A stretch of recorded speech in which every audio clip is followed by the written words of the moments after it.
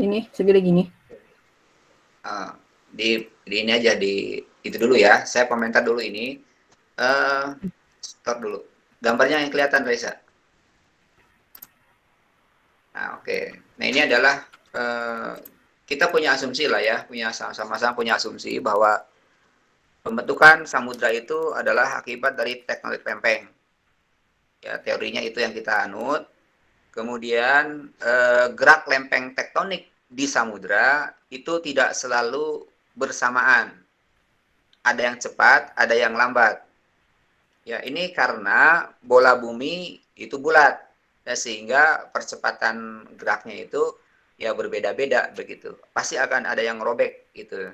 Kalau lihat dari gambar yang ini pasti ada yang robek-robek gitu. Nah, itulah yang akan membentuk profil umum dasar samudra gitu. Nah, itu nama-nama segala macamnya silakan nanti dipelajari. Yang penting di dalam formasi umumnya yang pertama ada punggung laut, mid oceanic grid gitu, dan adanya transfault, kemudian adanya zona tunjam yang mengakibatkan terbentuknya palung laut. Udah, terus aja ke atas ke atas ke bawah ya. Ke bawah barangkali ya. Terus baik, nah ini gambar lempeng tektonik kurang-kurangnya ada 12 yang besar yang terus bergerak saling mendesak. Ya ini saya pikir sudah dijelaskan di berbagai mata kuliah geologi, mungkin geomorfologi juga perlab ya. Terus ke bawah. Oke, ini hanya saya ingin menunjukkan bahwa pergerakan lempeng tektonik di dasar laut itu akan bergerak berbeda sehingga mengakibatkan profil yang ya mungkin beragam. Ya, ini terus ke bawah. Nah, inilah gambaran umum seperti apa buaya gitu ya. Ini adalah lukisan saya pikir hasil dari pengukuran apa namanya sounding ya dengan teknologi tertentu. Jadi dipadukan antara teknologi penginderaan jauh, kemungkinan ada juga survei di langsung gitu sehingga melahirkan gambar yang menurut saya bisa memberikan image kita ya bahwa permukaan atau dasar laut itu sangat beragam. Ya itu adalah jalur zona sebar pisah atau divergen. Kemudian samping kiri kanannya adalah melereng gitu ya untuk selalu bergerak ya, mendesak ke kiri dan ke kanan. Terus nah sekarang topografi dasar laut ini hanya memperkenalkan beberapa istilah ya. Materi ini topografi dasar laut hanya menjelaskan beberapa istilah. Ya, tentu berdasarkan dengan formasi yang dibentuk oleh tenaga geologi dasar laut. Yang pertama ada istilah ambang laut. Ya, ambang laut itu adalah semacam lokasi terdalam, bentuknya seperti mangkuk gitu ya. Ya, itu disebut ambang laut. Mungkin di tempat yang lain ada disebut dengan gravel, ada juga yang lain. Pokoknya Anda nanti akan menemukan beberapa istilah yang ditemukan oleh para ahli yang bermacam-macam gitu. Anda tidak terlalu berdebat seperti ini. Kayak apa sih bentuknya? Oh gitu. Seperti kita misalnya berebut nama antara gedang dengan pisang gitu kan. Kalau Anda ke Cirebon itu namanya gedang itu adalah pisang gitu. Ya pisang di sini gedang ya pepaya gitu. Ya kayak gitulah bentuknya ya. Istilah nama sebut kadang-kadang juga orang membuat sendiri istilah-istilah tertentu yang mungkin sama yang dimaksudnya. Ambang laut adalah ambang yang pengertiannya nanti bisa Anda cari di internet. Makanya Anda sarankan untuk selalu ambang laut tulis gitu. Supaya nanti Anda dicek di internet apa sih pengertiannya. Nah, kan ini standar ya. Apa yang saya sampaikan adalah materi yang standar, yang ketika saya menyebutkan bahwa materi ini adalah materi wajib, kemudian saya tidak banyak membahasnya, Anda wajib mencarinya gitu. Terus, bahwa ada istilah lubuk laut atau basin. Ya, cekungan yang ada di dasar laut. Itu sama dengan disebut dengan ya dasar laut. habis Basial, daerah Batial, ya, ada juga yang Hadal. Tetapi ini adalah bagian dasar laut yang luas sekali. Lubuk laut kadang-kadang dipersepsi sama dengan palung laut. Beda ya.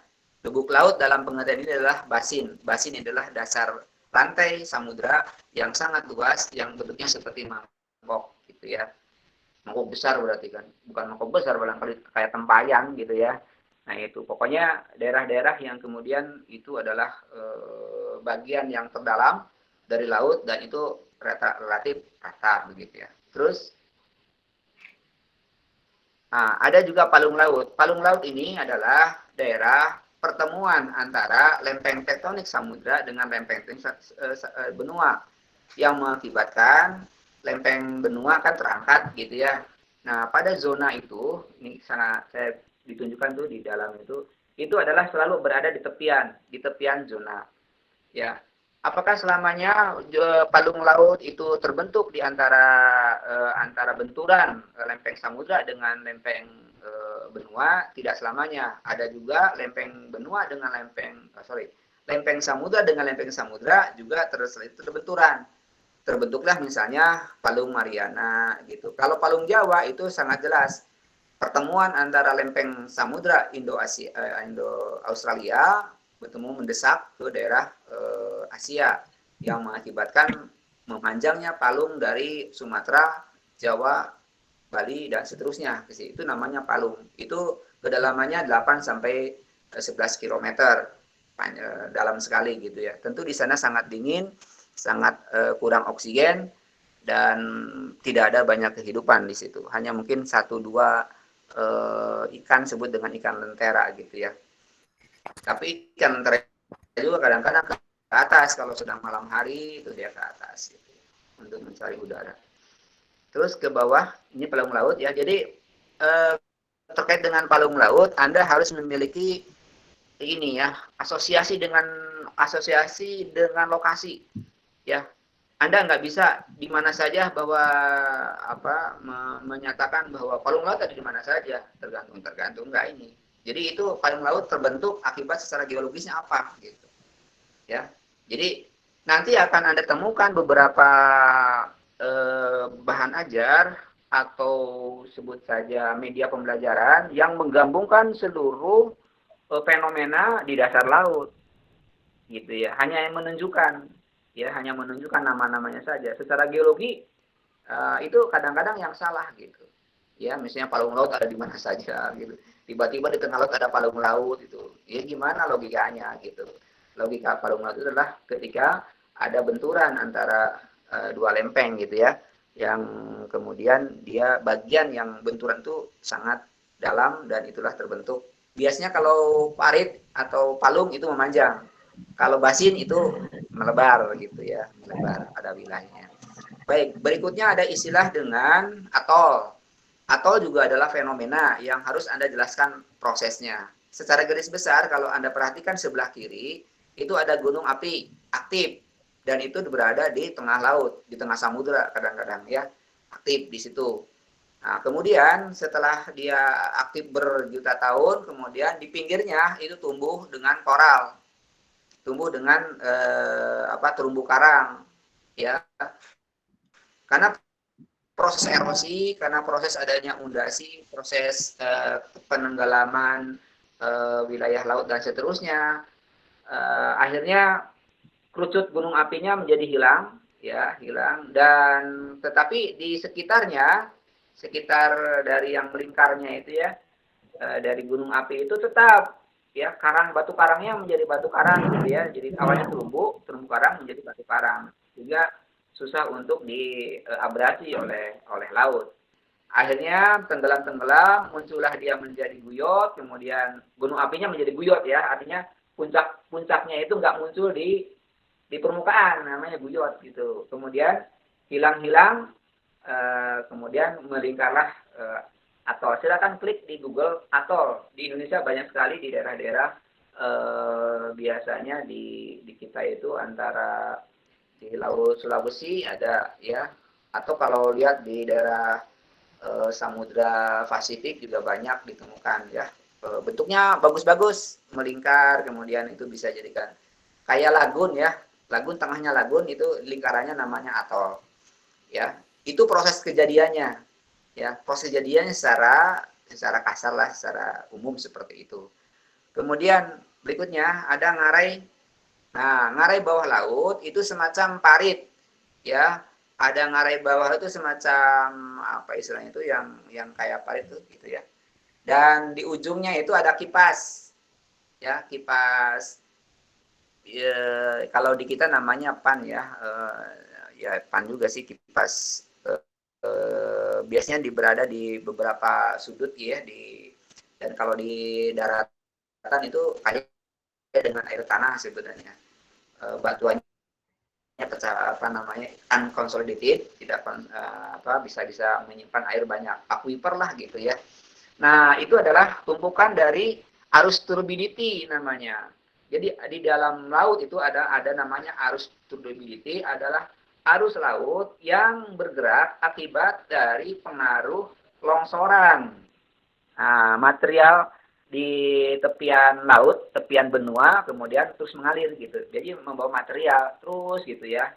Ya tentu tidak seperti longsoran kita langsung berosot gitu ya, tetapi terus mengalami proses erosi dan bagian airnya seolah-olah terbawa arus oleh gerak dari material yang longsor di ngarai bawah laut, namanya submarine canyon gitu ya. Tentu ini sangat menarik kalau misalnya kita bisa menyaksikan. Kedalamannya terlalu dalam ya, Anda susah untuk, belum ada penyediaan alat untuk bisa mengawasi ini ya. Diving, snorkeling itu di dalam permukaan, di daerah tidak sampai kedalaman seperti ini. Baik, itu berikutnya ada lagi istilah apa itu, deep sea pan ya, maksudnya deep sea pan itu yang tadi, yang di ujung tadi, yang ke atas naik lagi nih, dikit ke atas. Nah, itu di ujung kan ada seperti kipas tuh. Ya, kayak kipasnya itu dari negara apa namanya? Bukan negara api, negara bumi ya. Negara bumi, Avatar. Itu kipasnya. Terus ke bawah. Sekarang kita ingin lihat mengetahui beberapa morfologi laut. Nah, tapi di tepian benua ya. Jadi morfologi laut di tepian benua antara ya perbatasan ya, antara daratan dengan samudra ya, benua dengan samudra. Nah, ini harus dipahami secara apa istilahnya ya, istilahnya gitu. Nanti akan Anda temukan banyak sekali istilah yang overlap dan Anda jangan kacau di situ pemikirannya. Ada mungkin 5 atau 6 istilah overlap di wilayah-wilayah laut itu. Sekarang pertama dulu, layar pertama itu antara benua dengan samudra. Ada istilah dengan continental shelf. Itu adalah bagian di atasnya laut ya, di atasnya laut. Kemudian di bawahnya itu ada bagian samudra. Bagian benua. Itulah yang disebut dengan landas benua, yang sering kita perdebatkan di dalam menentukan batas wilayah negara. Ya, namanya kontinental shelf gitu kan. Nah, itu semuanya kontinental semua ya, 1, 2, 3. Artinya bagian daratan, bagian benua yang ada di wilayah laut. Ya, itu kontinental shelf, rata gitu. Di atasnya ada tumpukan sedimen tipis gitu ya, dan biasanya dangkal. Ini idealnya. Tapi tidak semuanya laut memiliki kontinental ya. Ada juga yang laut kemudian tiba-tiba dari daratan langsung ke continental slope.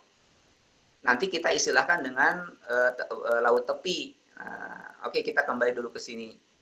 Nah, yang kedua, continental slope-nya artinya sudah melereng.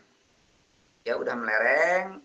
Dan itulah banyak sekali aktivitas longsoran, arus turbidity yang tadi saya sebutkan tadi, kemudian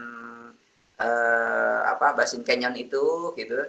Kemudian hasil tumpukan selain dari kipas, kemudian sedimen yang lain-lain itu seolah-olah nyembul. Tumpukannya itu kalau kelihatan dari sini ya, ada semacam lapis-lapis itu ya, itu sebenarnya sedimen. Namanya continental rise. Saya pikir sudah seperti itu. Kemudian nanti kesananya jadi oceanes plur gitu ya, udah ocean dasar samudra gitu. Nah, tentang samudra dengan laut Anda harus dibedakan. Ya, bedakan. Pengertian laut adalah perairan yang di bawahnya adalah bagian dari daratan. Aduh, susah ngomongnya. Bagian. Ya, pokoknya yang tadi itu ya, laut misalnya continental slope di atasnya laut, tapi di atasnya ocean floor itu samudra.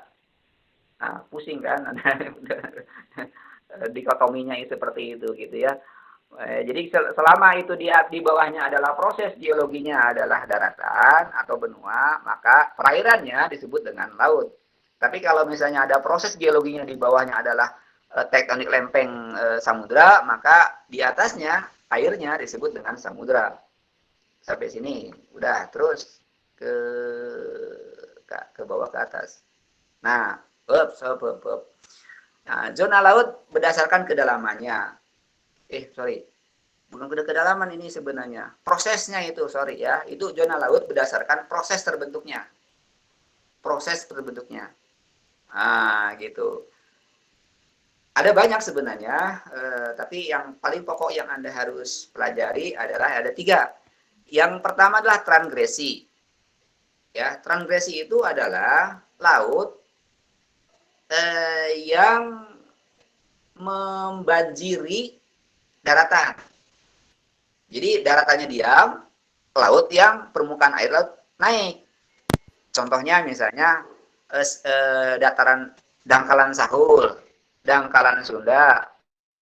Ini kan saya gambarkan tuh di bawahnya ada peta ya, Sahul dengan Sunda, Laut Jawa, Cina Selatan, Arafuru. Itu namanya laut transgresi. Karena awalnya daratan ini diam, ya. Tapi karena ada kenapa itu adalah diam dan menjadi daratan lah gitu ya. Pada waktu zaman glasial adalah zaman ketika bumi sangat dingin dan terjadi penumpukan es di kutub utara dan kutub selatan. Nah, akhirnya air laut seolah-olah surut. Ketika surut, daratan itu muncul. Nah, terjadi pemanasan global, yaitu pencairan es di kutub utara dan selatan. Akhirnya permukaan air laut naik sampai 150 meter dan mengairi daerah yang saya sebutkan tadi, Dangkalan Sunda, Dangkalan Sahul. Lautnya ini karena lautnya terbanjiri. Ya, istilah ini harus dijelaskan karena nanti akan salah persepsi. Ya, terbanjiri oleh laut disebut dengan laut transgresi. Yang kedua, berbeda dengan laut namanya ingresi. Laut ingresi itu adalah laut yang justru si lautnya itu, bagian lautnya terus ke bawah. Semacam ada teori yang kemarin saya jelaskan, ada undasi ya. Artinya ada bagian material yang sangat padat, sangat lebih BJ-nya lebih tinggi, kemudian dia merapat terus seolah-olah tenggelam. Contohnya Laut Banda. Itu adalah laut ingresi. Ya, ingresi. Dulunya mungkin laut gitu ya. Kemudian laut ya biasa dangkal, kemudian semakin lama semakin dalam gitu kan. Patokan antara transgresi dan ingresi yang penting adalah mana dulu yang bergerak. Kalau daratan yang bergerak berarti ingresi, kalau misalnya lautnya justru yang bergerak naik permukaan namanya transgresi gitu aja. Ya. Kalau laut regresi, laut regresi itu adalah laut yang menyempit karena ada sedimen. Ya, sedimen laut semakin lama semakin tinggi, kemudian seolah-olah laut semakin menyempit gitu. Ya, contohnya tidak terlalu banyak saya pikir.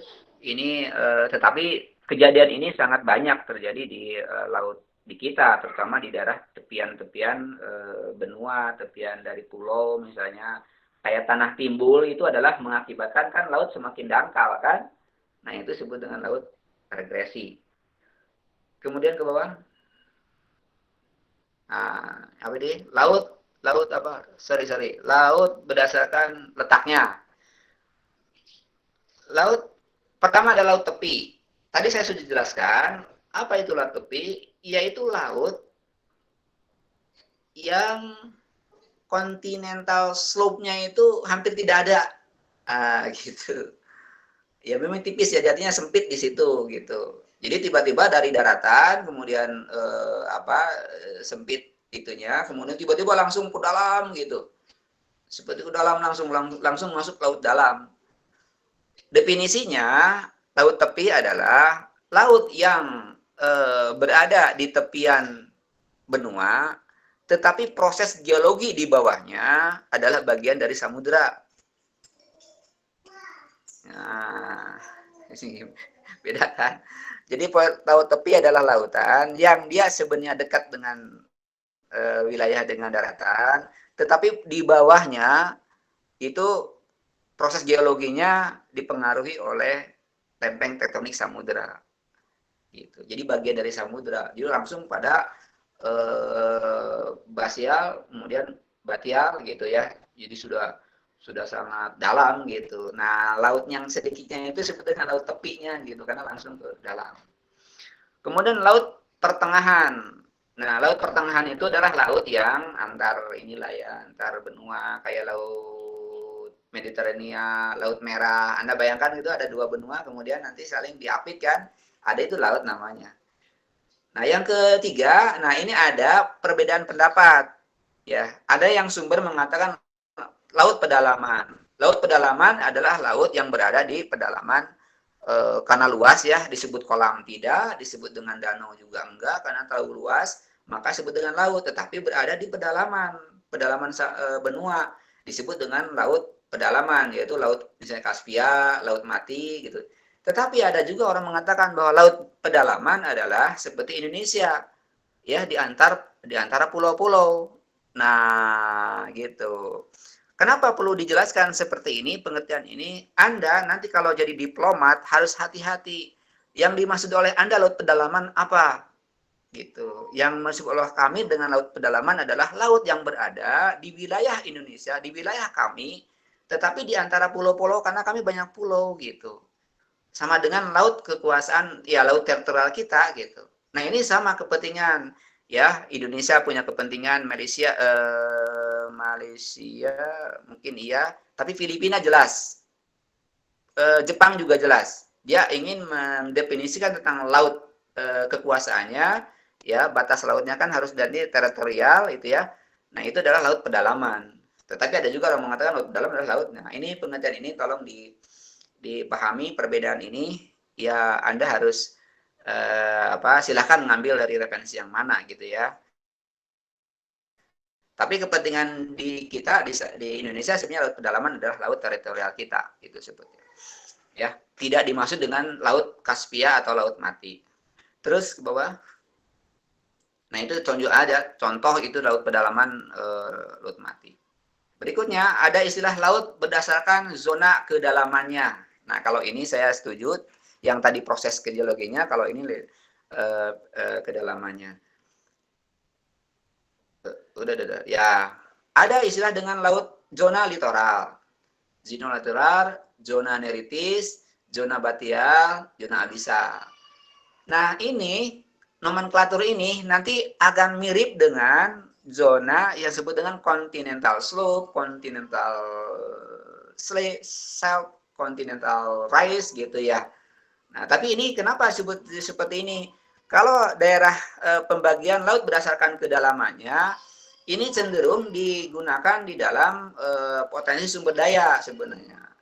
Seperti zona litoral adalah zona ketika air surut, nah itu batasnya, sampai ketika air pasang. Sempit banget, sempit, mungkin hanya 5 meter, ada yang 10 meter, ada juga yang banyak juga 100 meter gitu ya. Tergantung pasang surutnya. Pasang ketika surut itu menjadi daratan, ketika pasang menjadi lautan. Ya kan? Nah, itu daerah daratan yang sering tergenang pada saat pasang disebut dengan laut atau zona litoral. Nah, kemudian sepanjang kesananya ke daratannya, tetapi masih dangkal ya, masih dangkal, kan sama istilahnya dengan continental shelf itu ya. Nah, itu disebut dengan zona neritik. Ya, zona neritik. Kemudian nanti melandai itu sebutnya dengan zona apa nih? Sehingga kelihatan mana. Abisal, batial. Batial, ya, zona batial. Di bawah lagi ada namanya zona abisal. Ya, dasar laut banget gitu ya. Itu kan begitu melerengnya. Nah, mungkin kita nanti di dalam proses apa istilahnya nomenklatur yang kita sepakati inilah gambar yang ini aja gitu maksud saya ya. Ini kan sudah kelihatan ada bagian-bagiannya gitu ya. Ya, supaya kita sama-sama memiliki persepsi yang sama sebenarnya ya. Zona litoral, zona. Nah, kalau misalnya Anda berpikir kedalamannya seperti apa? Ya, litoral berarti kan tidak ada kedalamannya sebenarnya. Kalau neritis biasanya 1 sampai 150 atau 200 dangkal gitu ya. Karena ini bagian dari adalah laut gitu. Bagian di bawahnya adalah bagian dari daratan atau benua. Batial itu sudah semakin mendalam, semakin dalam. Sebenarnya abisal adalah yang paling dalam gitu ya. Terus ke bawahnya, ini berbicara tentang nomenklatur saja. Ada sebut dengan zona laut berdasarkan zona intensitas cahaya matahari. Ada sebut dengan zona fotik. Nah, zona fotik. Coba lihatlah zona fotik, kemudian zona remang-remang, toilet gitu ya. Twig, dispotik ya. Nah, kecil banget ini di sini. Saya menggunakan HP nih. Jarak saya dengan HP itu. Nah, gitu ya. Jarak dengan mata saya itu sekitar 50 cm. Jadi mata saya dispotik dengan apotik. Nah, afotik bukan apotek, afotik. Ke atas, gambar ke atas, maaf. Ada gambar di atas, Neng. Nah, itu kan kelihatan tuh ada ke atas lagi, Neng. Supaya gambarnya ke atas. Nah, itu ada zona batipelagik, apotik, mesopelagik, dispotik. Nah, ketika kita bicara tentang epotik, dispotik, apotik, itu artinya kita berbicara tentang kedalaman laut berdasarkan intensitas cahaya matahari tembus tidaknya gitu loh. Ya, kalau lihat dari gambar ini kan sangat kelihatan. Epotik adalah berarti kan neretics ya. Nah, itu maksudnya overlap banget gitu. Di wilayah neretik ada langsung asosiasi. Neretik itu epotik tuh gitu. Di wilayah sebut dengan dispotik, oh berarti dia tepian dari batial gitu. Tapi kalau misalnya kita sedang bicara ini adalah zona apotik, nah berarti ini dalaman sudah abisal batial ini gitu. Karena daerah apotik adalah daerah yang sudah lagi tidak bisa ditembus oleh cahaya matahari. Walaupun di atasnya jernih, itu kedalaman efektifnya itu sampai berapa? 200 ya. 200 meter itu masih terang, masih banyak ikan. Ikan tuh banyaknya sebenarnya di atas. Makanya disebut dengan epipelagis. Pelagis kan apa namanya? Ya termasuk juga apa namanya? Istilah zona-zona kehidupan laut gitu. Pelagis, di pelagis gitu. Ya. Nah, itu adalah epipelagis. Sama juga sebut dengan epotik, sama juga dengan neritik. Jadi ketika kita bicara tentang neritik, ini pasti epipelagis. Dan tembus cahaya disebut dengan epotik gitu. Ya, karena ini adalah epotik dengan epipelagis itu adalah wilayah yang sifatnya ada di daerah samudra, makanya itu oseanik ya. Nah, tetapi karakteristik dari neretik pasti ngomong ya, ketika saya ini daerah neretik. Nah, pasti kalau saya bikin soal gampang gitu, soal apa namanya pilihan ganda gitu ya. Neretik adalah wilayah A, epotik, B, dispotik, apotik gitu. Mana gitu kan langsung jelas. Oh, neretik mah gampang, epotik Pak. Ya, itu maksud saya gitu. Karena sudah tembus. Kenapa neretik disebut dengan epotik? Jawabannya adalah ya karena daerah nepotik neretis adalah daerah yang dangkal yang kedalamannya 100 sampai 50, sedangkan tembusnya cahaya matahari ke dalam lautan adalah sampai 200. Wah, itu udah jago, berarti Anda sudah paham tentang konsep gitu ya. Nah, berarti overlap pertama apa? Pertama overlap continental shelf, continental slope, continental rise, kemudian deep floor. Beroverlap dengan litoral, neritis, abisal, batial. overlap dengan istilah epotik, dispotik, apotik. Nah, gitu. Ke bawah lagi, ada lagi satu lagi kalau masalah overlapnya. Terus bawah nih. Jadi apotik itu adalah daerah yang udah saya pikir udah jelas gambar. Sekarang pembagian zona laut berdasarkan produktivitas. Produktivitas ekosistemnya. Jadi artinya ya itu disebut dengan zona pelagik, itu sebut dengan zona pelagik. Dibagi. Yang pertama ada epipelagi, coba lapisan kehidupan dari permukaan sampai 200. Kan sama dengan neritis. Kan sama dengan epotik. Kan sama dengan, nah itu maksud saya. Jadi overlap lagi itu udah 4, 5 overlapnya. Overlap konsep maksudnya ya. Nah, beragam jenis biota di sini seperti ikan, kemudian banyak pokoknya ikan-ikan yang hidup di atas permukaan, karena kan di atas permukaan banyak sekali oksigen gitu. Jadi tekanan juga rendah, tekanannya tidak sama dengan yang di bawah. Kemudian banyak sekali plankton juga di atas kan, nggak mungkin dia di bawah gitu kan. Ya kelompok-kelompok. Nah tadi yang disebut dengan litoral ya. Litoral itu adalah komunitas si SpongeBob lah ya. Itu litoral tuh. Ada si Cindy, ada si SpongeBob, ada si Patrick, ada si Cumi juga daerah-daerah di daratan juga si. Nah, si Grab pasti jelas kan, si Grab itu kan kepiting juga di daerah-daerah itu. Jadi dia sebenarnya kehidupan litoral. Ya, tapi kalau misalnya ada ya film-film di daerah pantai banyak sebenarnya animasi itu. Ya, termasuk juga si Janimo, kemudian juga ada kalau di Anda punya TV channel itu, TV kabel tuh namanya Black gitu ya. Ke bawah. Terus epipelago permukaan sampai 200, ada itu ikan badut, rumput laut, terumbu karang, itu daerah. Mesopelagik 200 sampai 1000. Ini zonanya zona dispotik, zona yang remang-remang gitu. Organisme laut yang hidup di zona ini adalah hiu, paus, gurita gitu. Di bawah Kenapa ada perbatasan laut? Halo? Halo? Masih bisa disimak? Iya, Pak. Mas, Pak. Oke ya. Tadi ada yang bicara namanya. Kemudian ada lagi zona batipelagik. Pelagis. 1000 sampai 200.000. Organisme yang bertahan hidup adalah gurita, cacing laut, anglerfish kayak apa bentuknya. Nah, kalau misalnya kayak gini nanti bisa dicari ya anglerfish. Kemudian Anda lihat kayak apa sih? Kayak bentuk ikannya, kayak ikan-ikan yang ring-ring juga bayangan itu. Abyssal pelagi itu sampai 4.000 sampai 6.000. Kondisinya gelap dan dingin, jarang ada kehidupan. Ditambah lagi ada bagian yang paling dalam, yaitu bagian laut yang terdalam karena lebih dari 6.000. Ini organismenya bakteri dan pengurai. Ini sudah hadal, namanya hadal pelagik ya. Jadi meso, bati, abyssal gitu ya. Kemudian hadal pelagik. Istilah hadal pelagik tidak banyak dikenal di di pembagian-pembagian yang kita bahas tadi ya. Ya misalnya tentang basin gitu ya. Jadi hadal lebih cenderung saya lihat kalau misalnya lagi kedalamannya lebih dari 6.000 itu hampir sama dengan kondisinya di palung laut gitu. Jadi itu termasuk, jadi palung laut bisa disebut dengan hadal pelagik, Pak. Ya iya gitu ya.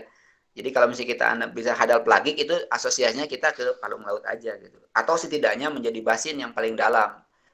Ya, seperti misalnya di Laut Banda misalnya kan dalam sekali misalnya, itu bisa jadi hadal. Tetapi persyaratannya bisa jadi hadal atau bisa abyssal pelagik gitu kan. Karena juga 4.000 sampai 6.000 kan banyak juga palung laut yang kedalamannya seperti itu. Terus ke bawahnya habis. Nah, habis gitu. Jadi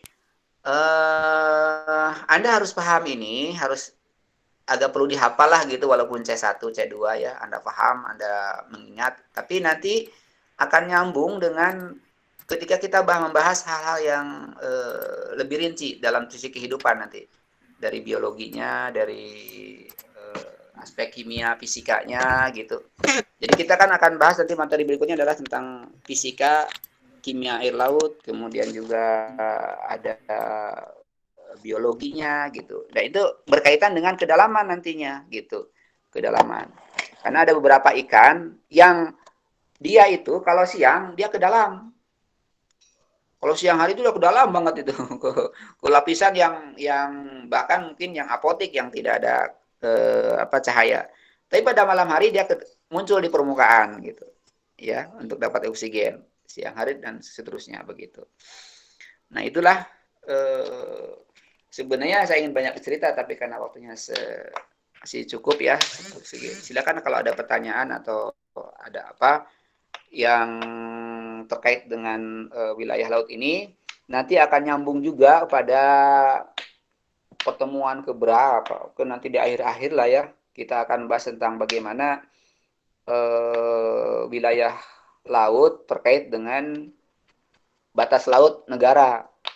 Nyambung nanti sebenarnya ke arah geopolitik, geografi politik, tapi ini lebih pada pembekalan saya kepada Anda untuk diplomasi, atau setidaknya kalau menjadi guru Anda memiliki wawasan yang lebih daripada peserta didik tentang yang disebut dengan wilayah laut teritorial, wilayah laut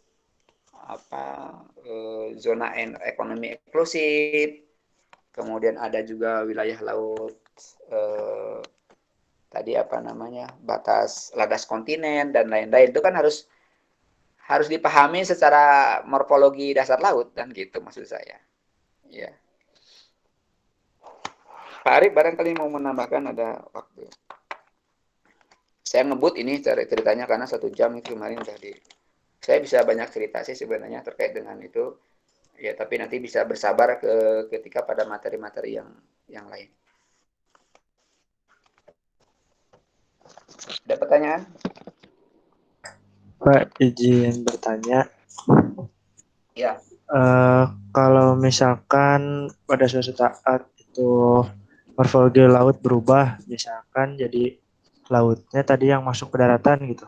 Nah, itu berarti nanti batas wilayahnya berubah lagi dong, Pak? Apa gimana? Apa sesuai yang pertama? Gitu, Pak. Batas laut negaranya? Iya, ini batas laut. Iya, mau tidak mau begitu. Makanya perlu ada kan begini. Ini masalah pengertian pulau ya, Azam ya. Pulau nih. Ini gambar saya, tolong ya barangkali miring di Anda nggak apa-apa ya, karena jangan melihat saya karena sedang dicas. Kalau diberdirikan jadi ketekan juga ini casannya. Menurut kita laut itu apa? Pulau itu apa sih sebenarnya? Menurut Azam apa pulau itu? Pulau daratan yang dikelilingi lautan. Itu aja. Nah itu masih kurang. Yeah. Masih itu debatable itu. Harusnya daratan yang diselilingi oleh lautan yang ketika pasang tidak tenggelam. Gitu. Karena banyak sekali ketika surut itu banyak bermunculan pada nyembul gitu. Apakah itu bisa dikatakan laut? Nah, itu banyak yang protes di situ. Ya, akhirnya definisi ini banyak diplomasi kita terhadap ke PBB, ya ini ada pengakuan lah ya, pengakuan. Akhirnya PBB hanya mengakui bahwa sebut dengan pulau adalah yang ketika surut ketika pasang tetap dia menjadi pulau, menjadi daratan. Nah, itu namanya pulau. Tapi kalau misalnya ada ditumbuhi juga tumbuh-tumbuhan seperti misalnya lamun gitu ya, ada apa. Tetapi begitu, ketika pasang dia tenggelam gitu. Makanya ada koreksi. Dulu itu kan kita mengklaim wilayah Indonesia itu terdiri dari 17 ribu sekian pulau. Tetapi yang diakui hanya sebenarnya kalau salah 13 ribuan gitu. Ya karena itu beda definisi ya, definisi. Nah, sekarang kasusnya terapan kita ya. Kasus itu diterapkan kepada tadi penambahan. Nah, ketika misalnya awal nih ya, ada sebuah pulau, saya katakan ini pulau ketika pasang juga masih terlihat gitu ya. Tetapi kedalamannya itu hanya ketinggiannya itu hanya misalnya 10 atau 20 meter. Dan itu diakui sebagai batas negara yang bisa ditarik menjadi garis dasar ya. Karena kan garis dasar itu adalah garis yang menghubungkan antara pulau-pulau yang paling jauh gitu. Nah, wilayah ketika digaris ya, di antara pulau yang paling jauh itu garisnya lurus aja. Bagian yang ke wilayah Indonesia itu disebut dengan wilayah teritorial. Dari garis itu kemudian sampai 12 mil itu menjadi masih teritorial, ditambah dengan 200 mil itu menjadi zona ekonomi eksklusif gitu kan. Atau misalnya ada tidak ada zona ekonomi eksklusif ya, karena itu adalah bagian, biasanya kan berbagi nih antara Indonesia dengan Singapura itu kan dekat banget, dengan Malaysia juga dekat gitu kan. Nah, biasanya mana yang paling menguntungkan gitu ya, mana yang paling menguntungkan gitu. Kadang-kadang kita menggunakan ya, kita ingin batasnya ini aja, batasnya batas landas kontinen. Loh, kenapa tidak mau menggunakan ekonomi eksklusif? Karena kalau ekonomi eksklusif itu kan wilayah lautnya doang, ya kan? Kalau kita menggunakan landas wilayahnya landas kontinen, maka di dasarnya ini adalah milik kita, menjadi milik Indonesia sepenuhnya. Yang ikannya, yang materi apa namanya, mineralnya, yang minyak buminya bisa kita ambil tanpa harus izin ke PBB. Tapi kalau misalnya yang zona ekonomi eksklusif kan itu wilayah wilayah laut internasional sebenarnya, kemudian kita masih bisa mengambilnya, tapi orang lain juga bisa lewat dengan seenaknya juga sebenarnya gitu ya. Tapi seizin gitu ya, hanya setahu bahwa dia memasuki wilayah zona ekonomi eksklusif kita gitu. Itu sebenarnya menyangkut dari pertanyaan Ajam tadi, bisa aja jadi hilang, batasnya berkurang. Iya, berkurang. Seandainya itu permanen, maka akan terjadi lagi perdebatan, diskusi lagi untuk ya gimana gitu ya. Karena ini kan perjanjiannya adalah batas laut itu adalah ketika antara dua pulau yang masih hidup, yang masih tidak tenggelam, kemudian digaris, ya kan, menjadi daerah teritorial. Nah, si pulaunya hilang gitu karena pemanasan global misalnya. Karena air laut naik gitu ya, sampai misalnya 50 meter karena pemanasan global nih, akhirnya dia tenggelam, hilanglah, jadi kan kita jadi surut gitu ya. Ya artinya inilah, negara kita kalau ada pemanasan global, kemungkinannya itu kita akan menjadi negara yang menyempit. Kemungkinannya ya akan menyempit apabila kita mengacu pada perjanjian internasional tentang batas laut. Mudah-mudahan tidak terjadi seperti itu gitu ya. Seperti itu. Nah, itu wilayahnya bukan lagi wilayah teoritis ilmu oceanografi ya. Itu sudah masuk pada wilayah diplomasi geografi politik gitu ya. Nah, itu aja barangkali Ajam ya. Itu batas lautnya akan berubah. Yang lain barangkali ada pertanyaan. Bapak izin bertanya. Silakan Desi Sianipar, silakan. Mau nanya, Ya. kenapa ada perbatasan buat negara lain? Kan maksudnya laut itu kan luas. Nah, kenapa ada batasnya? Sedangkan ikan-ikan di laut kan bebas mau berenang kemana aja, gitu sih Pak. Ya, ya, ya. Pertanyaan ini terjadi pada waktu ini Neng, pada waktu berlakunya otonomi daerah. Rame itu. Ini cerita daerah dulu ya, otonomi daerah. Jadi antara Jawa Barat dengan Jawa Tengah, ya itu kan punya wilayah laut tuh, wilayah laut, wilayah ke arah mungkin juga di antara Medan punya laut nggak sih sebenarnya? Pokoknya gini ya, ada dua provinsi yang dua-duanya memiliki laut gitu ya, laut. Ini gimana garisnya gitu? Ya pernah ada itu ekses. Jadi si si nelayan dari Jawa Tengah masuk ke wilayah laut di Jawa Barat itu. Jadi polemik seperti itu. Akhirnya kan diklarifikasi. Ini sebuah wilayah negara kesatuan Republik Indonesia. Siapapun boleh ngambil ikan di mana asal sesuai dengan kemampuannya masing-masing gitu kan. Itu. Nah, sama juga sebenarnya dengan wilayah teritorial. Kalau ikannya sih iya ya, ikan itu bisa bergerak. Tetapi orangnya harus mematuhi batas wilayah itu. Contoh misalnya, kemarin kan ada dari Tiongkok, ya ada kapal-kapal Tiongkok, kemudian kapal ikan sebenarnya, dia masuk ke wilayah Indonesia tanpa izin. Ini masalahnya. Izin tidaknya inilah yang menentukan kenapa harus dibatasi gitu. Kalau misalnya tidak dibatasi akan repot. Contohnya begini, dulu Indonesia itu punya wilayah lautnya itu adalah pokoknya berdasarkan daratan. Dari daratan sampai ke lautan hanya 12 mil. Ya, nanti kita bahas mungkin di tempat yang lain. Pokoknya itu sebelum Juanda lah, sebelum Juanda tahun 1966 kalau atau 67 ya, atau 65 itu darah. Jadi sebelum itu masa Orde Lama, laut kita itu hanya 12 mil dari daratan.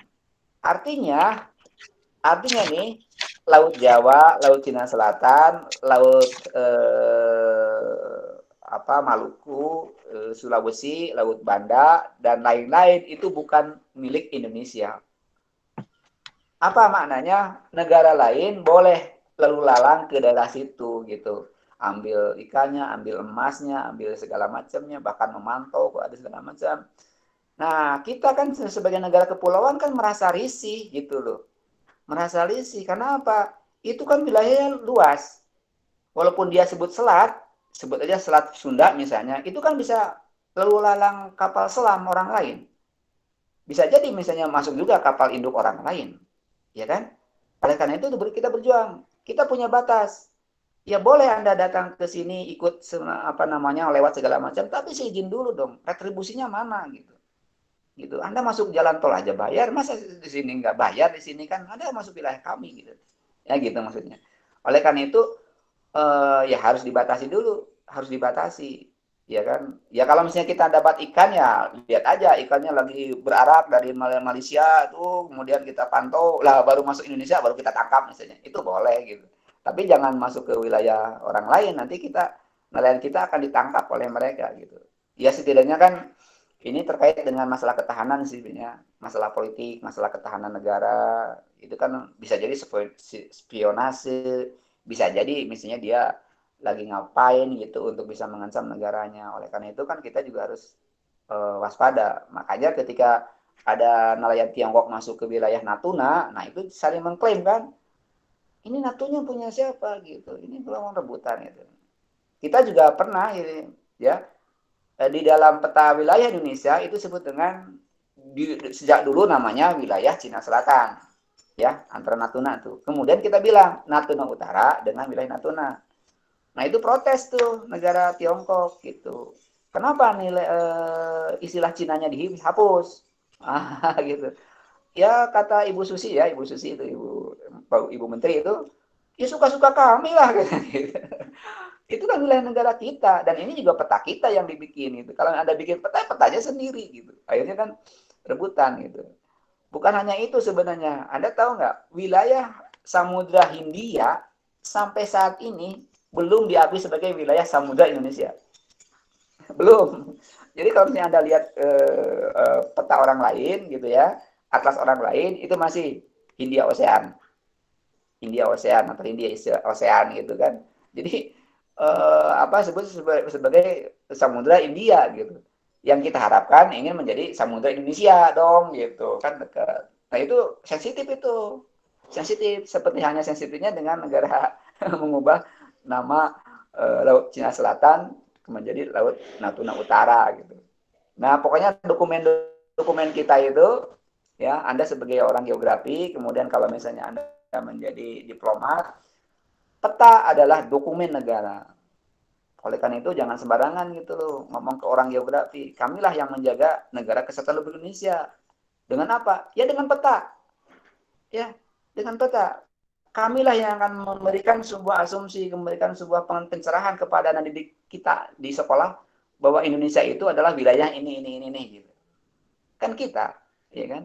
Bagaimana bangkitnya sebagai nasionalisme bangsa Indonesia gara-gara apa? Ya gara-gara orang geografi menyatakan gitu bahwa wilayah Indonesia itu ini, teritorialnya ini, JE-nya ini, batas wilayahnya ini dan seterusnya. Kan Indonesia.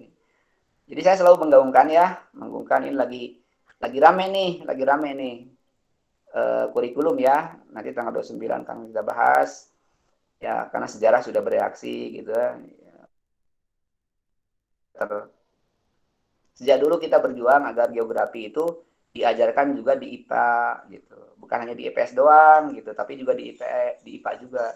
Lo kenal.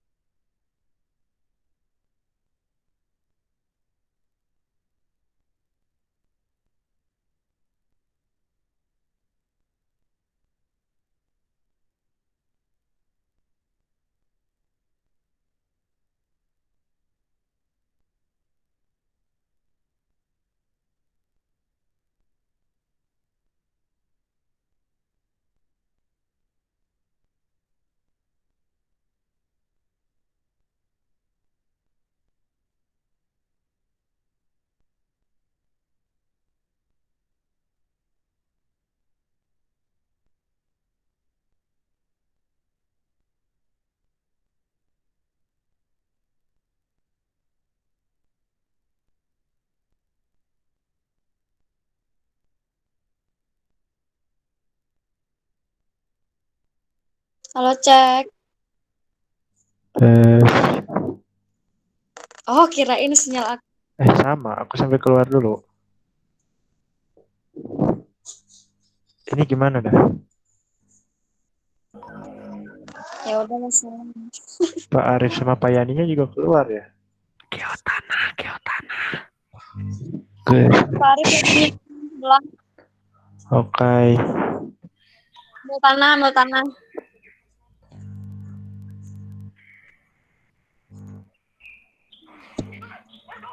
Ya, Ya, libur. Udah beres tadi kelasnya ya? Beres jam. Nanti masih ada. Yang ke satu lagi. Geotana. Kita Geotana gabung lagi ya? Sekarang Linknya beda lagi.